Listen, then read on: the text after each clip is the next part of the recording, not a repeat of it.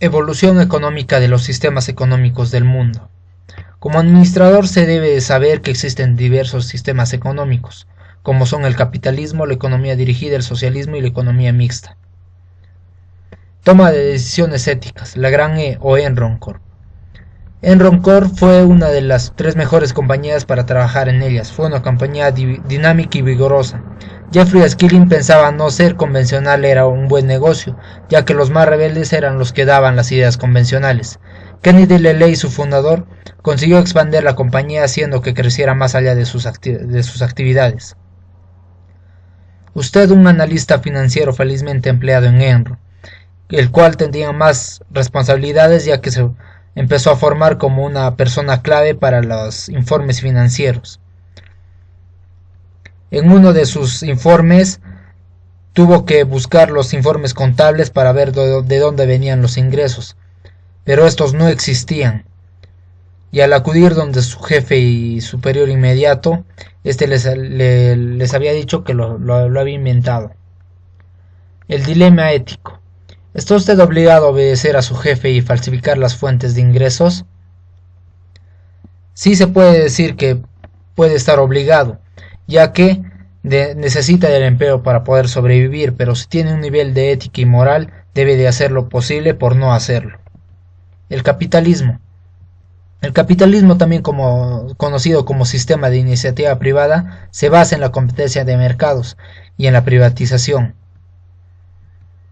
El incentivo principal de este son las ganancias, ya que fomentan la creación de empresas, la producción de bienes y servicios.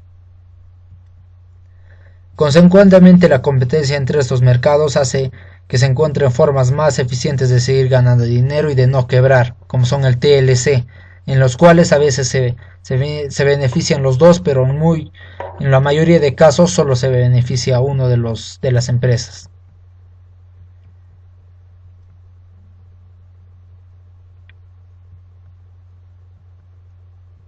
La economía dirigida o comunismo. Aquí el Estado es el dueño de casi todos los recursos, es el que los controla y decide dónde y cuándo se va a producir los suministros y quién va a recibir el producto. Antes de la desintegración, la Unión Soviética también tenía una economía dirigida. Dos ejemplos de esta economía dirigida son Corea del Norte y Cuba.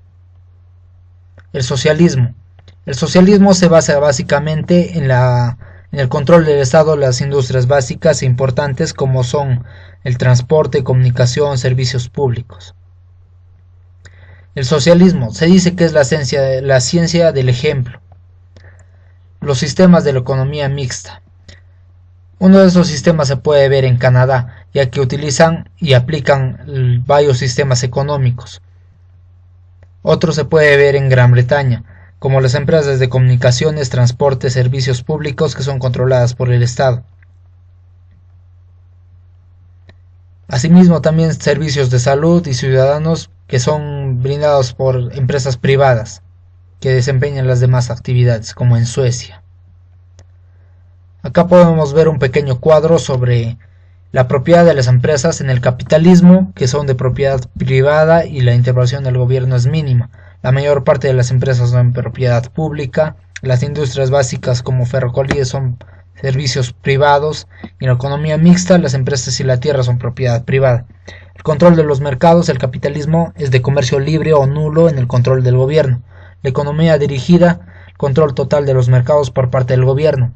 Socialismo, algunos mercados controlados y otros son libres. En la economía mixta, todos los mercados como los de energía nuclear y de correos son controlados.